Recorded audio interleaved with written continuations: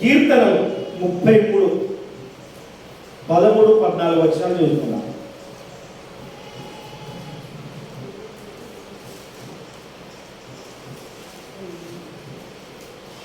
ముప్పై 13, 14 వచనాలు చదువుకున్నాం. యెహోవా ఆకాశంలో నుండి కనిపెట్టుచున్నాడు, ఆయన నరులందరినీ దృష్టించుచున్నాడు. తానున్న నివాస స్థలంలో నుండి భూలోక నివాసులందరి వైపు ఆయన చూచుచున్నాడు. ప్రార్థించుకుందాం. ప్రేమ నమ్మకం కలిగిన యేసయ్యా నీకు స్తుతులు స్తోత్రాలు చెల్లించుకుంటున్నాం తండ్రి. తండ్రి ఈరోజు లేఖనాల ద్వారా మీరు మాట్లాడమని వేడుకుంటున్నాం తండ్రి. ఏం మాట్లాడాలో ఏం మాట్లాడకూడదో మీరు నేర్పించమని వేడుకుంటున్నాం తండ్రి. ఈ రోజు వీరికి కావాల్సిన వర్తమానాన్ని మీరు దయచేయమని వేడుకుంటున్నాం తండ్రి. ప్రతి ఒక్క బిడ్డకు వినగల చెవులు, గ్రహించగల మనసును మీరు దయచేయమని యేసు నామమున అడుగుచున్నాను తండ్రి. ఆమేన్. చూచుచున్న దేవుడు అంటే చాలా మంది ఏంటంటే చూస్తున్నాం, మనం కూడా చూస్తున్నామా లేదా? భౌతికంగా చూస్తున్నాం. మనం ఏం చూస్తున్నాము? భౌతికంగా మన కంటికి కనబడేవి అన్నీ మనము చూస్తున్నాం. కానీ దేవుడు ఎక్కడ చూస్తున్నాడంటే ఆకాశం నుండి కనబడుతుంది. మనకైతే ఇంతే కనబడుతుంది. ఎంత కనబడుతుంది? ఇంత చర్చి లోపల ఉన్న అందరూ కొంచెం బయటికి ఒక మా అంటే 500 మీటర్ల వరకు ఏదన్నా చూడగలుగుతాం, స్పష్టంగా చూడగలుగుతావచ్చు అందరూ. కొంతమంది కొంచెం సైడ్ చూడలేకపోతే కొంచెం అద్దాలు అమ్మల అద్దాలు ఇట్లా పెట్టుకొని కొంచెం చూసుకుంటాడు. అవునా? ఎందుకు? భౌతికంగా చూడడానికి, భౌతికమైన విషయాలు మనం చూడడానికి అన్నా. కానీ మన దేవుడు ఏం చూస్తాడట? ఆంతర్యామలను చూస్తాడు. ఏం చేస్తాడు? నీ లోపల ఎన్ని టేబుల్ ఉన్నాయి, నీ గుండెకాయ ఎన్నిమంది, నీకు ఓలు ఉందా, అర్థమైందా, నీ నరాలు ఏమైనా కట్ అయినాయా? ఏం చేస్తాడు? ఎక్కడ చూస్తున్నాడట? దావీదు గారు అంటున్నాడు, ఏమన్నాడంటే యెహోవా ఆకాశంలో నుండి కనిపెట్టుచున్నాడు. ఏం చేస్తాడు? కనిపెట్టడం అంటే ప్రత్యేకంగా చూడడం. ఇక ఏదైనా దేని గురించి అన్నప్పుడు మనం ఏదైనా ఏంటంటే చాలా మంది ఇస్తారంటే టీవీలో సీరియల్ వస్తాడే, ఆ సీరియల్ ఎప్పుడు వస్తుందా అని కనిపెట్టుకుంటూ చూస్తాడు, ఇట్లనే చూస్తాడు. ఆ టైం కాగానే ఏం చేస్తారు? 9, 10 ఏదైనా టైం ఉంటుంది, టైం సీరియల్ వస్తాడు. ఏం చేస్తారంటే ఆ టైం వచ్చేదాకా ఆ టైం గురించి కనిపెట్టుకొని చూస్తూ ఉంటారు. ఇలా అవునా కదా? నిజమా కదా? మీకు అర్థమయ్యేలా చెప్తున్నా. దీనికన్నా కనిపెట్టడానికి లేదు. ఏదైనా వస్తుంది, ఏదైనా పార్సల్ చేసుకున్నాం మనం, ఏదైనా పార్సల్ వస్తుంది, లేదన్నా బస్సు ఎక్కిళ్ళు. అప్పుడు ఏం చేసేదంటే ఫోన్లు లేవు, అప్పుడు ల్యాండ్ ఫోన్ ఉండే. ఇక్కడ ఎక్కుతున్నాం మనకు ఫోన్ చేసినట్టు ఎప్పుడు వస్తారని రోడ్డు మీద వస్తుంది, ఏదో చూసుకుంటుండే, ప్రతి బస్సు చూసుకుంటా ఉండేది. అవునా కదా? మన ఆయన కండక్టర్ చేసినప్పుడు ల్యాండ్ ఫోన్ ఉండే. బస్ డిపోలకి బయలుదేరేటప్పుడు నేను అట్లకే వెళ్తారా, అక్కడ నిలబడి ఉండు, నేను నాకు జీతం పడ్డది, జీతం ఇస్తానే అని చెప్పేది. ఇక నేను అక్కడ సైకిల్ వేసుకొని పోయి ఆ రోడ్డు నిలబడి ఊరికి ఎదురు చూసేది. ఆయన ఏ బస్ కత్తాడా అని చూసేది. 1 గంట 2 గంటలు చూసేది. ఎదురు చూసుకుంటేనే ఉండేదన్నమాట. అట్లనే దేవుడు ఏం చేస్తున్నాడంటే భూమి మీద ఆయన ప్రజలు సృష్టించిన అంటే దేవుడిని నమ్ముకున్న వాళ్ళే కాదు, అందరూ భూమి మీద ఉన్న ప్రజలందరూ ఏం చేస్తున్నారని ఆయన ఏం చేస్తున్నాడంటే చూచుచూ కనిపెట్టుకుంటున్నాడట. ఎక్కడ చేస్తున్నాడు? కనిపెడుతున్నాడంటే తానున్న నివాస స్థలములో నుండి. భౌతికంగా లక్షణాలు అడిగాడు. మనందరం ఏంటంటే చాలా మంది ఏం చేస్తారంటే మన మీద పట్టకాల్సి మీద వేయడానికి మన చుట్టుపక్కల వాళ్ళే కానీ లేదా మన వాళ్ళే కానీ ఏం చేస్తారంటే వీళ్ళు ఏం చేస్తాడో వీళ్ళని చూసుకున్నామని వీళ్ళ పైనే కనిపెట్టి చూస్తాడు. అవునా కదా? ఈ అన్నయ్య చెప్తాడు, ఏం చేస్తాడు, ఈ అమ్మ ఏం చేస్తుంది, వీళ్ళు ఎక్కడికి పోతాడు, ఏం చేస్తారు, మనకు అవసరం లేదు. అవసరమైన విషయాలు కూడా ఏం చేస్తారంటే కల్పించుకుంటాడు. అందరు ఏం చేస్తాడు? కల్పించుకొని చూస్తూ ఉంటాడు. ఆ చూచుచున్న దేవుడు అని ఆయనకి ఎవరు మొదట పేరు పెట్టారంటే హాగారు పెట్టారు. ఎవరు పెట్టారు? హాగారు అంటే ఎవరంటే అబ్రహాము భార్యని. తెలుసా? ఆదికాండంలో ఉంటుంది. ఒకసారి ఆదికాండంలోకి వెళ్తాం. చూచుచున్న దేవుడు అంటే ఆయనకు ఆ పేరు ఎలా వచ్చింది అన్నది ఒకసారి చూస్తున్నాం. ఆదికాండం తీయండి.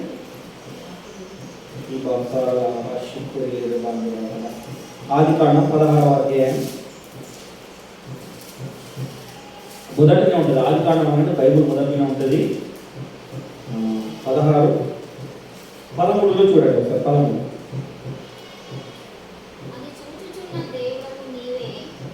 అది చూచుచున్న దేవుడవు నీవే అను పేరు తనతో పాటు అను పేరు తనతో మాట్లాడిన యెహోవాకు పెట్టెను. ఏదైనగా నన్ను చూసిన వాడు నేను ఎక్కడ చూస్తుంది కానీ అని అనుకోలేను. హల్లెలూయా. ఈ అక్కారు ఎవరంటే షారాకు పిల్లలు లేకపోతే ఏం చేస్తారంటే దాసిని ఏం చేస్తుంది ఈయనకి ఇచ్చి ఏం చేస్తుంది అంటే కొంతమందికి ఏంటంటే తొందరపాటు ఎక్కువ ఉంటుంది. ఏముంటుంది తొందరపాటుతో ఏం చేస్తారంటే దేవుడు ఇచ్చేదాకా అస్సలు ఎవ్వరు ఆగరు.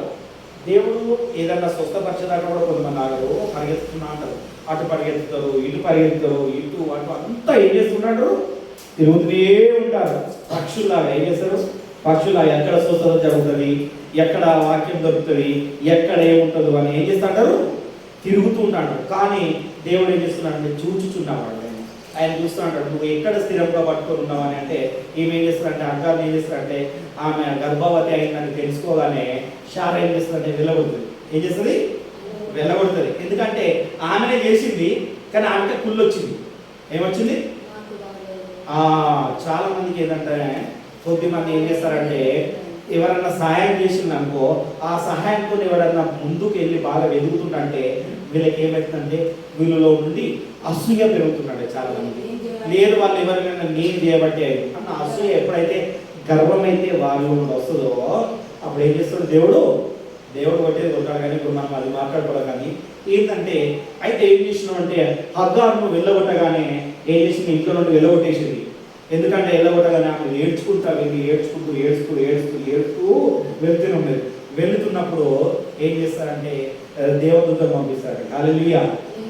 దేవుడు ఏం చేస్తారు అప్పుడు దేవదూతలు పంపించి అగ్గారు నీకు ఏం కావాలి ఏమడుగుతాను ఆయన చూస్తున్నాడు. అప్పుడే ఆయన ఏమన్నాడంటే నా బాధను నా ఇరుకులు నా అన్ని నువ్వు చూస్తున్నావు అంటే నువ్వు చూచుచున్నా దేవుడు అని పేరు పెట్టింది. హల్లెలూయా. ఆ పేరు పెట్టి ఏం చేసిందంటే తన కుమారుడు పుట్టిన తర్వాత కుమారుడు ఏడుస్తున్నాడ కూడా జీవజలం ఇచ్చిందంట. 21వ అధ్యాయం ఉంటుంది చూడండి ఒకసారి. కుమారుడు పుట్టినప్పుడు 21 ఇదే తీయండి.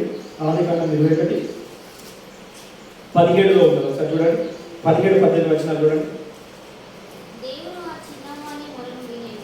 దేవుడు ఆ చిన్నవాని మొర వినెను.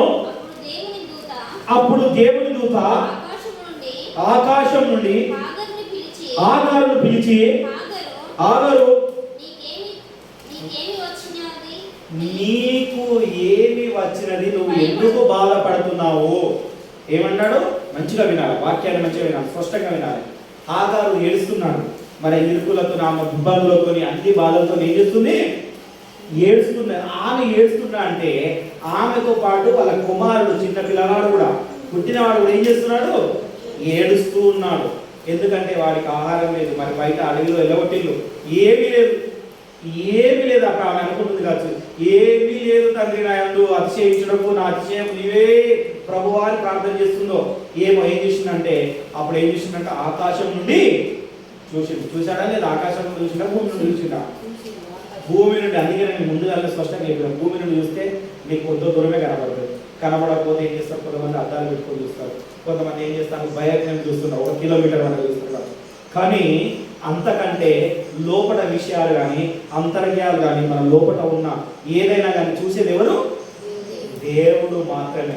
ఆయన్ని అందుకని అక్కడ ఆకాశం నుండి కొన్ని వేల కిలోమీటర్ల నుండి భూమి మీద చూసినప్పుడు ఆమె బాధపడుతుంటే ఆ చిన్న పిల్లవాడు బాధపడుతున్నా అంటే ఏంటమ్మా పద్ధతి చదవండి ఒకసారి. నీవు లేచి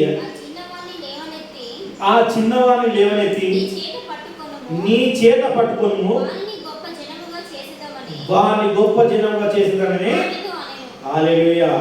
ఇలా చూసిండు వాటిగా వదిలిపెట్టలే. ఆయన ఏం చేస్తాడు? నీ కన్నీరు, నీ ఇరుకులు, నీ ఇబ్బందులు ఆయన చూసి వదిలిపెట్టాడు. మీరు అనుకుంటున్నారు కావచ్చు ఇన్ని రోజులు అవుతుంది నాకు ప్రతిఫలం వస్తలేదు, నాకు జవాబు వస్తలేదు అని నువ్వు బాధపడుతున్నావేమో, నువ్వు ఏం చేస్తున్నావు అనుకో. కానీ ఇప్పుడు ఏమైంది? సమయం వచ్చింది. నేను అదే చెప్తున్నాను. ఇప్పుడు మీకు ఏమొచ్చింది? సమయం వచ్చింది. ఆ సమయం రాగానే ఏం చేస్తున్నాడంటే దేవుడు ఏం చేస్తున్నాడంటే అందుకని ఆయన చూస్తున్నాడు. ఇక సమయం వచ్చింది, లే ఏడో వాడిని ఎత్తుకొని ఇక వెళ్ళు, నేను చూపించిన కాడికి నువ్వు వెళ్ళు, గొప్ప జనంగా ఆశీర్వదిస్తాను. ఇస్మాయిల్ అని పేరు పెట్టుకు చూడండి, మన గొప్ప జనంగా ఎప్పుడైతే దేవుడు ఆశీర్వదిస్తా ఉన్నాడో 80 నుండి 90% వాళ్ళే ఉన్నారు. హల్లెలూయా. ఇస్మాయిల్ సంతానం ఉన్నది. హల్లెలూయా. చాలా మంది తెలియదు. ఎంత సంతానం ఉన్నది? దేవుడు చెప్పిండు ఇసుక రేణువుల కంటే. మరి ఎందుకు ఆ ఆశీర్వాదం ఇవ్వాలంటే ఎన్ని రోజులు పట్టింది? కొంత సమయం పట్టింది. మొదట ఇవ గర్భవతి కాగానే ఏం చేసింది? వెళ్ళగొట్టగానే ఆమె ఏదో అడవిలో ఏదో పనుల పదార్థాలు ఏదో తిరుగుకుంటా బ్రతుకుతుంది, ఏదో చేస్తున్నాడు. పిల్లోడు పుట్టగానే ఆమెకి ఇంకా భారం అనిపించి ఇంకా ఏం చేస్తుంది? ఇంకా ఏడుస్తుంది. అవునా కదా? ఒక తోక వచ్చిందంటే మనకు భారమేనా కదా? భారమేనా కదా? ఆ భారం రాగానే ఇంకా ఏడుస్తున్నా అంటే దేవుడు ఏం చేసిందంటే ఆకాశం నుండి చూసి, నేను ఉన్నా కదా, వాడిని బట్టి నువ్వు బాధపడుతున్నావా? నువ్వు నీ జనాలను బట్టి, నీ పిల్లలను బట్టి, నీ భర్తను బట్టి, నీ భార్యను బట్టి నువ్వు బాధపడుతున్నావా? నేను చూస్తున్నా. ఇక వెళ్ళు, నేను నిన్ను ఆశీర్వదిస్తా. నీ మొత్తం నీ బాధలన్నీ ఇప్పటి నుండి నేను తుడిచివేయబడతా. హల్లెలూయా. తుడిచివేస్తా అని దేవుడు ఏం చేసాడు?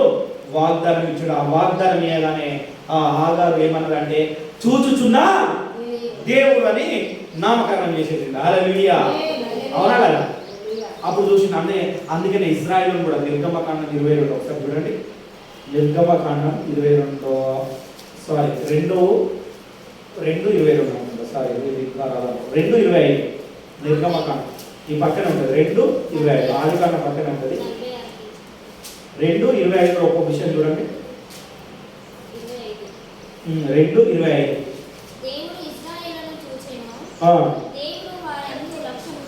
హల్లెలూయా. ఏం చేసినట? ఇజ్రాయేలును చూసిండు.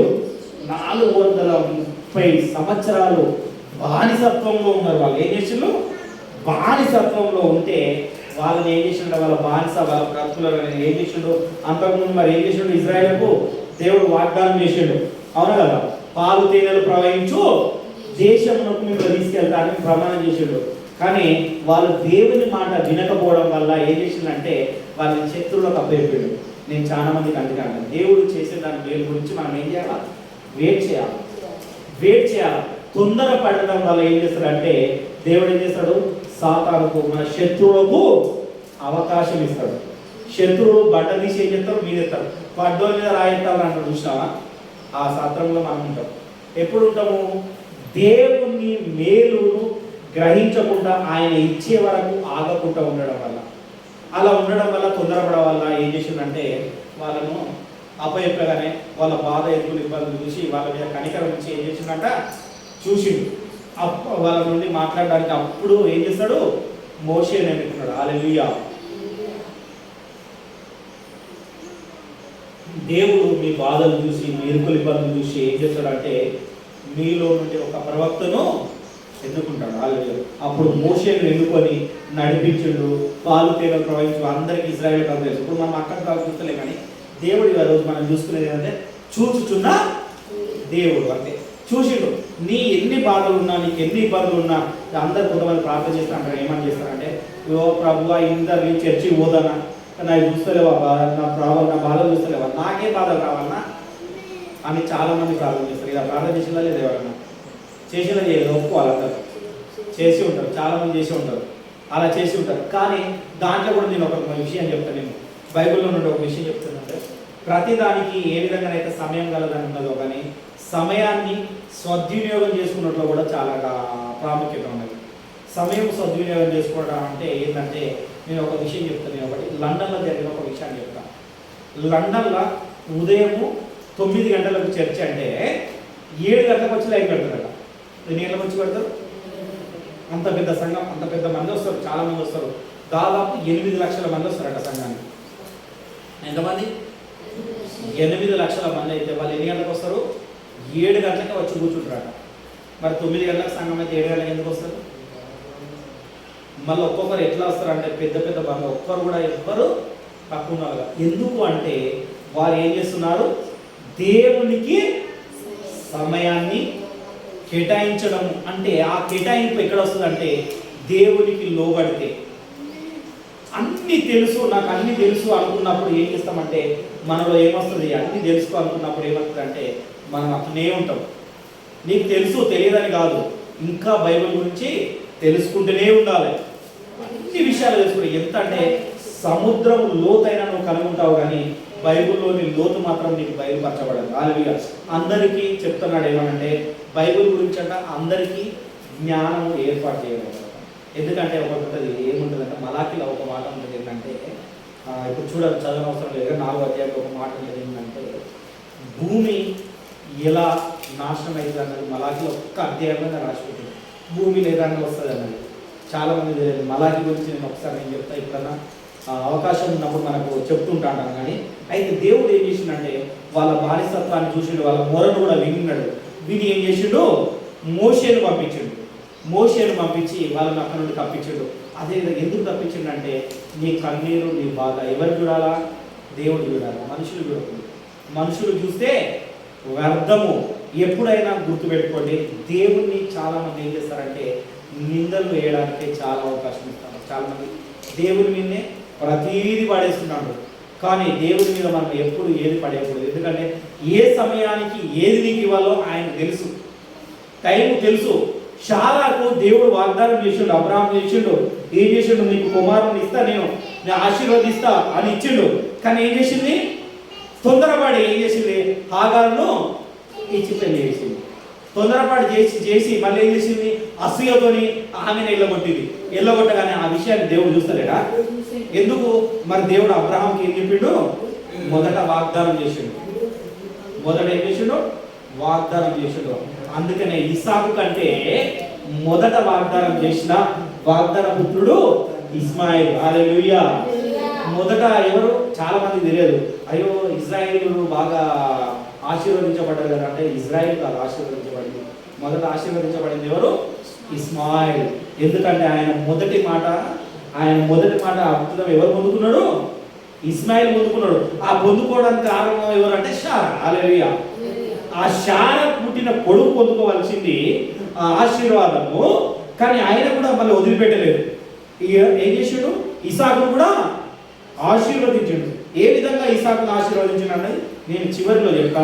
ఇప్పుడు దాని తర్వాత వెళ్దామంటే ఈ విషయాన్ని ఏంటంటే ఉన్న తర్వాత జెక్కయ్యను కూడా చూసిండు. ఏం చేసిండు, జెక్కయ్యను కూడా చూస్తున్నాడు. మనం ఏం మాట్లాడుతున్నాం, చూస్తున్నా దేవుడు. మనం చూస్తలేమనుకున్నా అంటాం. అందరు ఏమనుకుంటారు అంటే నాకు దేవుడే చూస్తున్నా. నేను సీక్రెట్గా చెప్తాను. ఏం చేస్తాడు, తలుపులు వేసుకుంటూ కొంతమంది తలుపులు వేసుకొని నేను ఏమైనా చేసేది దేవుడైనా చూస్తున్నాడా అనుకుంటారు. చాలా మంది ఏమనుకుంటారు, ఎవరు లేదు చుట్టుపక్కల ఏదైనా తీసుకెళ్ళడానికి. ఏదైనా దొంగ వచ్చినట్టు వాడు ఏం చేస్తాడంటే ఏదైనా ఎత్తుకోవడానికి వస్తే వాడు ఏం చేస్తాడు, ముందుగా చుట్టుపక్కల చూసుకున్నాడు. ఆయన కెమెరాలు ఉన్నాయి, సీసీ కెమెరాలు ఉన్నాయి, అది ఉన్నాయి, ఇలాంటి చూసుకొని ఎవరు చూస్తలేరు అనగా నాకు చూడగానే తక్కువ ధర పట్టుకొని తక్కువ వెళ్ళిపోతాడు. వాడు క్షణంలో వెళ్ళిపోతాడు. కానీ దేవుడు ఏం చేస్తా అన్నాడు, చూసిండు. జెక్కయ్య పుట్టినవాడు నుండి కనబడలేడు. ఆయన ఏం చేసిండంటే పైకి ఎక్కిండు. ఎక్కడికి ఎక్కిండు, లూకా సువార్త 19వ అధ్యాయం చూడండి. జెక్కయ్య సుంకరేవాడు. అయితే ఆయన ఏం చేసిండంట, పైకి ఎక్కిండు.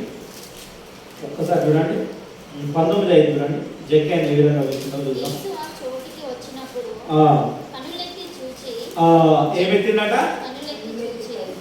కనులెత్తి చూచి జెక్కయ్య త్వరగా దిగుము, నేడు నేను అతనితో చెప్పాను. హల్లెలూయా. ఇది మర్మంగా మాట్లాడుతున్నాం. ఏం మాట్లాడుతున్నాం అంటే జెక్కయ్య ఎవరంటే సుంకరి గుప్తల్ గారు. ఆయనకు మారు మనసు కలిగేసాడు. ఇక్కడ చాలా మందికి తెలియదు ఏంటంటే ఈ విషయాన్ని, మర్మమైన విషయం ఏంటంటే నేను నీ ఇంట ఉండవలసి ఉన్నది. నీ ఇల్లు అంటే నీ హృదయమైన ఇల్లా నేను ఉండవలసి ఉన్నది. నిన్ను చూసిన నువ్వు పైన ఎక్కడో దాక్కున్నాడు కాదు, నీ దగ్గరికి వచ్చిన. అందుకని యేసు ప్రభు ఏంటంటే మన దగ్గరికి వస్తున్నాడు. వచ్చి ఆయన నిలబడతాడు. అర్థమైందా? ఓ వచ్చి మనల్ని అత్తుకొని ఉండడు. ఆయన గుర్తుపెట్టుకోండి. చాలా మందికి తెలియదు.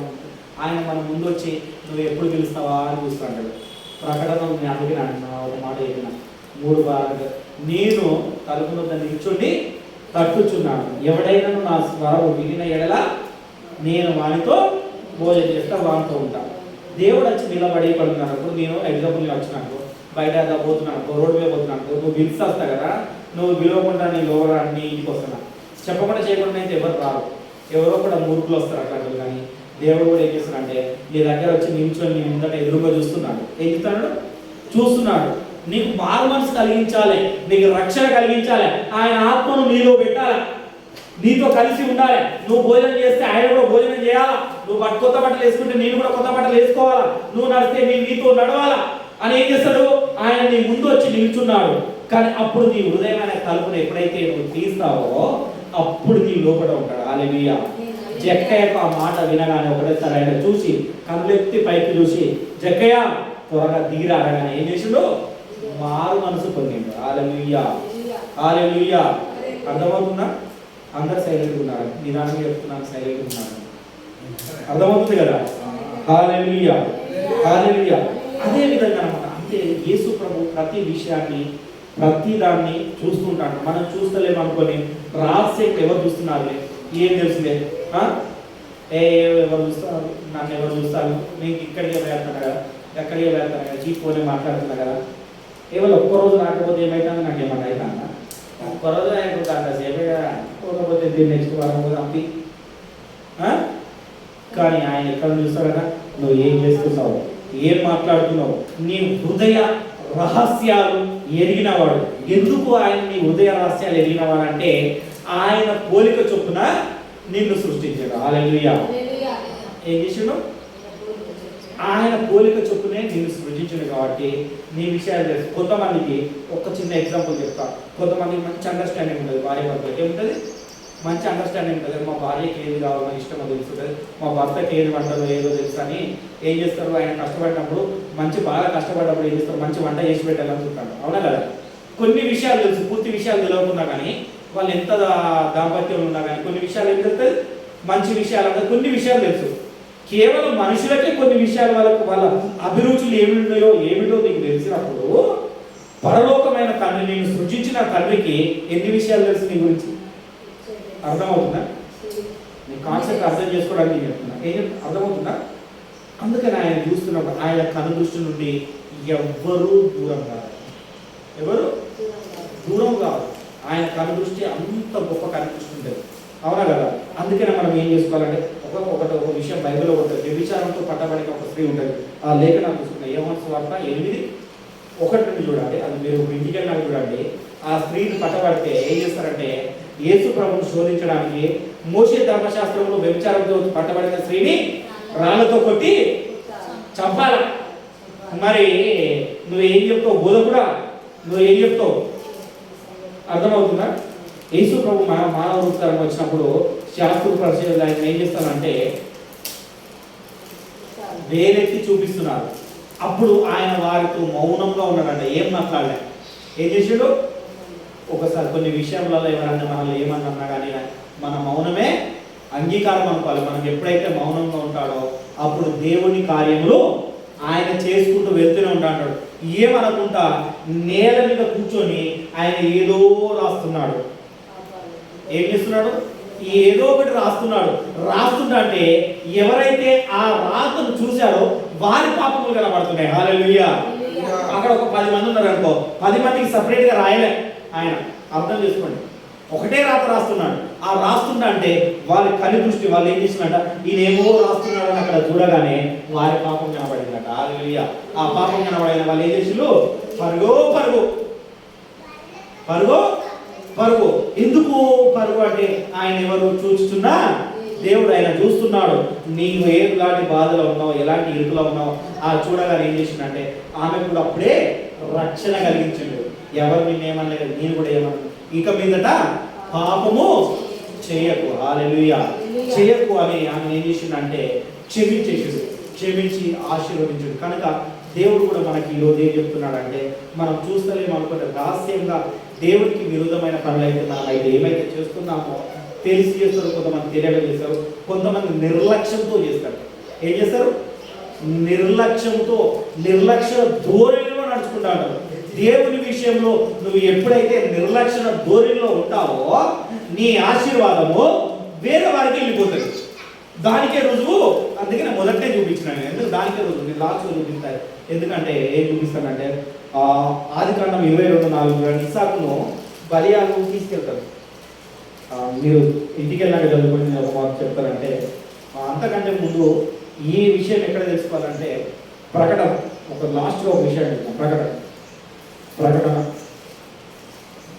ప్రకటన 2వ అధ్యాయం లాస్ట్ చూడండి, 2:23 చూడండి. ఇవి ఎవరు తెలుసుకోవాలంటే మరి విషయాలు దేవుడు చూస్తున్నాడా లేడా అని మనం ఎప్పుడు తెలుసుకోవాలి? 2:23 చదవండి. 2:23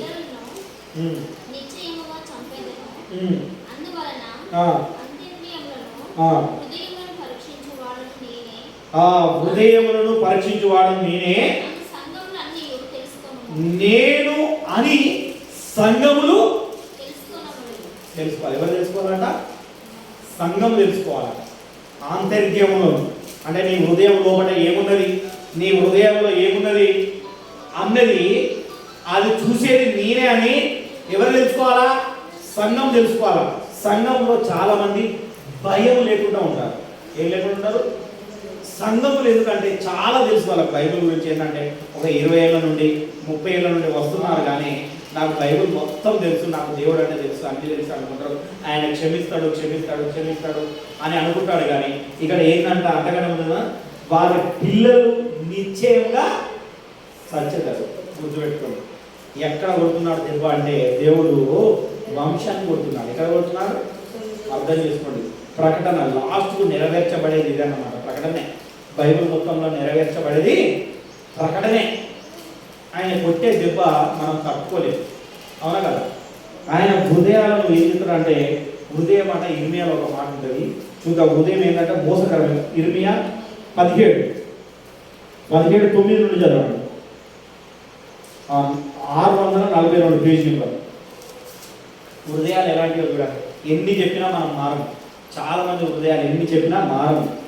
అర్థమైందా? హృదయము అన్నిటికంటే మోసకరమైనది, అది ఘోరమైన వ్యాధి కలదట. దాన్ని గ్రహింపగలవాడెవడు?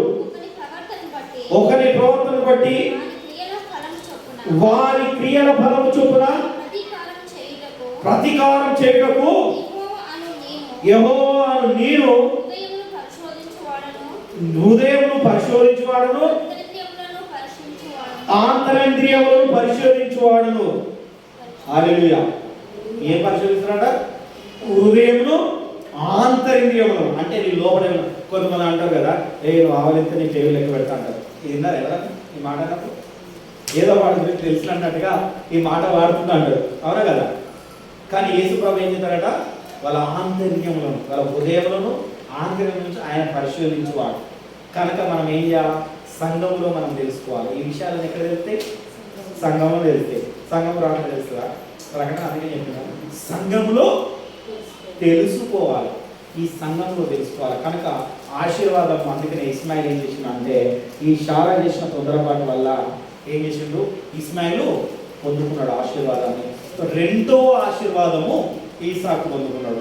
రెండో ఆశీర్వాదం ఈసాకు ఎందుకు పొందుకున్నాడు అంటే, ఒక్కసారి మరి నేను చేసి షారా తప్పు చేసింది, మరి అబ్రాహాం కూడా తప్పు చేస్తాడా లేదా అని ఏం చేసిందంటే, నీ ఒక్కగాను కుమారుని 22వ అధ్యాయం ఉంటుంది, అది ఒక కుమారుణ్ణి నాకు బలిగా అర్పించు అన్నాడు.